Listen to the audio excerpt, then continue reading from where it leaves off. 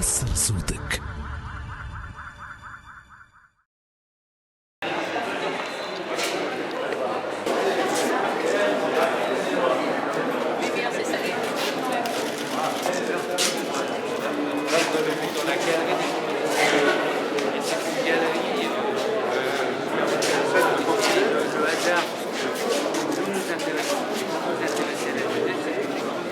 Bonjour madame.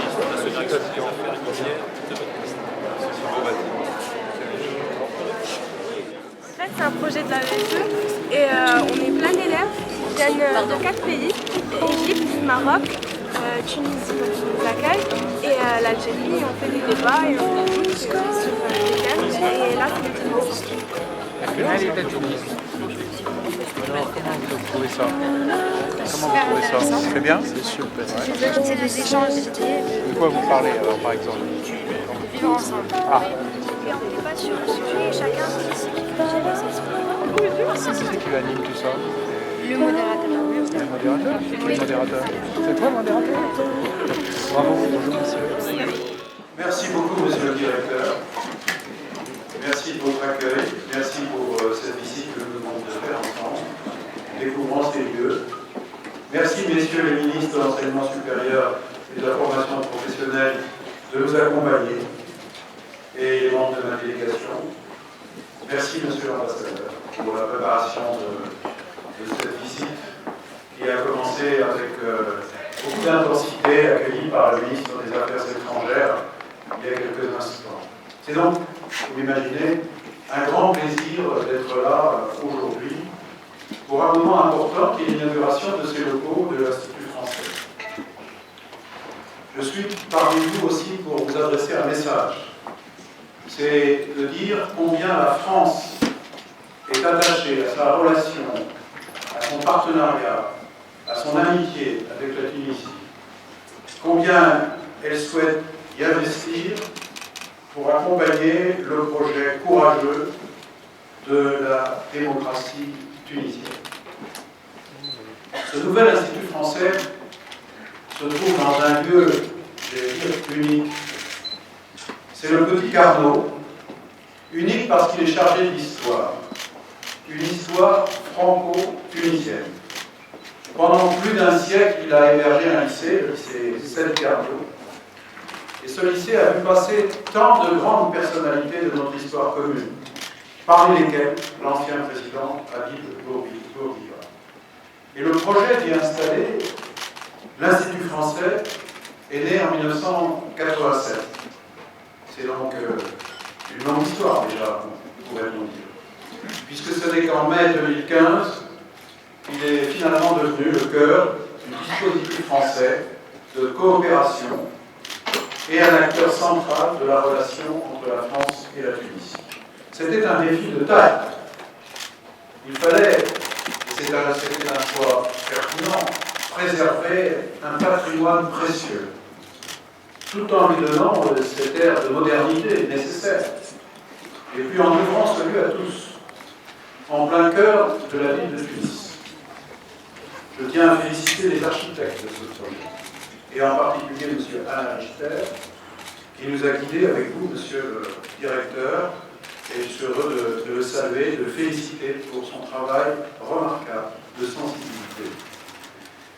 Grâce à vous tous, grâce à l'investissement considérable des agents français et tunisiens, qui contribuent tous les jours à l'excellence de notre coopération bilatérale, l'Institut français de Tunis est devenu, en moins d'un an, un espace privilégié d'échange, de découverte et d'innovation au carrefour des deux rives de la Méditerranée. Dès son premier jour d'ouverture, en mai 2015, l'accueil du 5e Forum Jeunesse organisé par la coopération française a incarné avec force notre priorité vis-à-vis de la Tunisie et du monde arabe en général. Cette priorité, c'est la jeunesse. Et il y a quelques instants, je viens de saluer des ambassadeurs en herbe et qui savent très bien ce qu'ils font ensemble.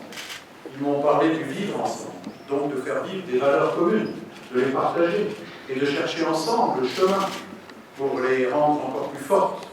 Et c'est donc cet institut qui accueille autant de rencontres, autant d'hommes, de femmes, de jeunes, de toutes générations tout au long de l'année, en proposant d'abord des cours de langue, mais aussi des débats d'idées, et qui met à l'honneur, dans sa programmation culturelle et artistique, toute l'innovation et tout ce qui concerne en particulier la jeunesse. Et en arrivant, vous pouvez montrer, monsieur le directeur, l'espace d'exposition, justement une exposition, un photographe, concernant toutes les initiatives culturelles et artistiques des jeunes tunisiens. C'est cette jeunesse que l'Institut oriente et conseille, dans cet espace aussi Campus France, lorsque les jeunes décident de venir étudier en France. Et je les ai rencontrés brièvement, c'est vrai, tous ayant rempli leur dossier, venant pour un entretien, espérant que la réponse sera positive. Et je vois qu'elle est souvent positive. En tout cas, je tiens à le dire ici, le travail de Campus France est un travail que je soutiens particulièrement. Il y a quelques semaines, j'étais aux côtés du président de la République, François Hollande, à Buenos Aires, en Argentine. Je me suis adressé aussi aux Argentins en visitant l'Institut français et ses 72 agences réunies. Je leur ai dit que la France était accueillante aux étudiants de France et que le temps de la frilosité était terminé. Bien sûr, il faut remplir un dossier, il faut remplir un certain nombre de conditions, mais sachez que la France est accueillante de la jeunesse et qu'elle est fière de pouvoir recevoir des jeunes qui veulent venir se former dans notre pays. Permettez-moi donc, depuis cet institut qui est justement dédié à la jeunesse, de m'adresser à elle particulièrement, je veux dire à la jeunesse tunisienne. S'adresser à la jeunesse tunisienne, c'est d'abord rappeler le formidable souffle d'espoir qu'a apporté la révolution de 2011. C'est bien à sa jeunesse que la Tunisie doit d'abord ce formidable élan pour la démocratie, pour un avenir aussi, un avenir de travail, de prospérité personnelle et collective, mais aussi une passion pour la liberté et une revendication pour la dignité. C'est ce qui a fait de la Tunisie un modèle de la transition pacifique, mais j'en garde aussi un souvenir particulièrement ému à titre personnel. Dès les premières heures de ce mouvement, j'étais à l'époque un parlementaire, un groupe parlementaire, exprimé mon soutien. Eh bien, c'est cet élan formidable qui a fait vibrer le cœur des Français, qui savent aussi ce qu'est une révolution et qui veulent votre réussite. Je me souviens de cette foule immense réunie le 15 janvier 2011, place de la République à Paris, et qui justement voulait partager avec vous cet espoir et cet élan merveilleux. Cette jeunesse tunisienne, Leïla Bouzid l'a magnifiquement dépeinte dans son film « À peine j'ouvre les yeux ». Je salue donc cette génération qui a su bousculer le carcan de la peur pour saisir la liberté.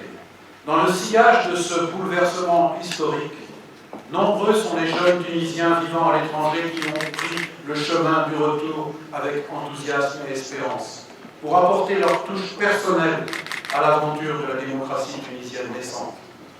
Dans les années de transition tumultueuse qui ont suivi ce grand moment, la jeunesse tunisienne a contribué à un formidable essor de la société civile et le peuple tout entier a fait la démonstration de son courage, de sa détermination, mais aussi de sa sagesse.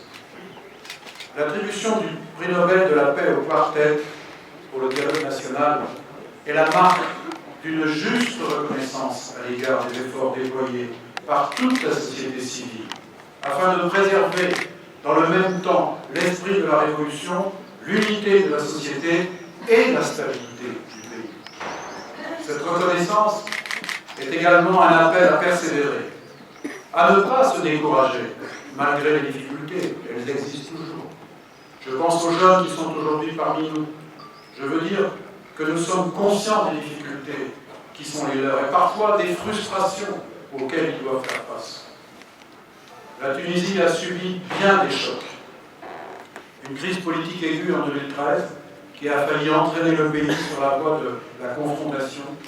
Une année 2015 marquée en Tunisie comme en France par de sanglants attentats.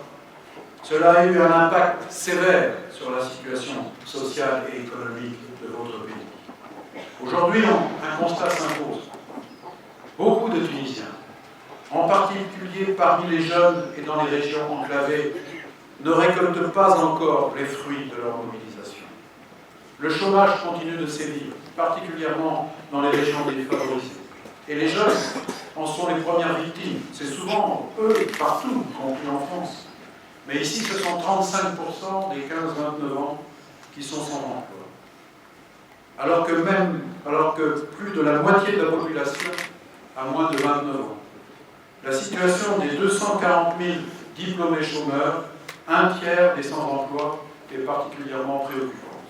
Enfin, beaucoup sont sous-employés au regard de leur qualification. Je parle avec franchise et lucidité de ces questions, comme nous l'avons fait et comme nous le ferons avec nos collègues du gouvernement tunisien. Il ne s'agit pas de se voiler la face, simplement de regarder en face ces réalités pour, les transformer. Car face au risque d'un sentiment de relégation qui parfois peut gagner une partie de la population, face à l'incompréhension des plus jeunes, entretenus par un écart de repères politiques et sociaux, face à une expérience trop fréquente de l'injustice, il convient de ne pas se tromper de chemin. Cette tentation, elle existe partout. Elle n'est pas une spécificité tunisienne, je tiens à le souligner. Dans les régions les plus reculées, dans les couches les plus marginalisées de la population et aux confins du pays, les jeunes peuvent être la proie facile des prédicateurs de la haine, du repli identitaire et de la violence. Aujourd'hui, ce n'est donc pas seulement l'avenir de la jeunesse tunisienne qui se joue, ni même celui de la seule Tunisie. C'est la réussite du chemin exemplaire que la Tunisie a su tracer qui est en jeu. Et à travers elle, l'avenir de toute une région qui regarde votre pays comme un modèle, comme une référence, comme un espoir. C'est pour cela que la jeunesse tunisienne a le devoir et la responsabilité de résister, et c'est ce qu'elle fait. Et je voulais le dire et le saluer. C'est pourquoi, en Tunisie et dans le monde arabe, nous voulons que la coopération française réponde en priorité aux défis de la jeunesse. Notre détermination en Tunisie est d'actionner tous les leviers qui permettront de restaurer un cycle vertueux entre formation, emploi et citoyenneté. Cela signifie agir en appui à l'État tunisien pour l'emploi. Cela signifie, par exemple, à Medellín, en lien avec les autorités, un projet d'accompagnement concret de 3500 jeunes issus de la formation professionnelle dans un programme d'insertion par la création d'entreprises. Je pense aussi au programme Saphir Lab proposé par CFI et l'Institut français de Paris, dont je salue le nouveau président, Bruno Fouché. Organisé l'année dernière avec l'Institut français de Tunisie en marge du Forum Jeunesse, ce programme soutient de jeunes acteurs de la société civile tunisienne, mais également de plusieurs autres pays du pourtour méditerranéen, engagés comme eux sur des questions de citoyenneté, de nouveaux médias et de gouvernance locale. Mesdames et messieurs, mes chers amis, je souhaite conclure mon propos sur un message de confiance. Un message de confiance et sur l'assurance que je vous donne ce soir à nouveau de notre solidarité. L'enracinement de la démocratie en Tunisie est le fruit de votre engagement. Votre réussite est un démenti cinglant au discours de Daesh, marqué par la haine de la liberté et du genre humain. Là où la démocratie est synonyme de respect de l'homme et de paix. Vous représentez un espoir dans le monde arabe. Mais bien au-delà, pour toutes celles et ceux qui défendent aujourd'hui ces valeurs d'humanité et de fraternité. Vous incarnez la Tunisie de demain et votre énergie est nécessaire dès aujourd'hui pour insuffler la modernité dont le pays a besoin dans tous les domaines, dans le domaine politique, dans le domaine économique, dans le domaine social, dans le domaine culturel. Vous pourrez toujours compter sur le soutien sans faille de la France. C'est le message que je suis venu vous apporter. Alors je termine avec vous pour dire vive la Tunisie, vive la France, vive l'amitié franco-tunisienne.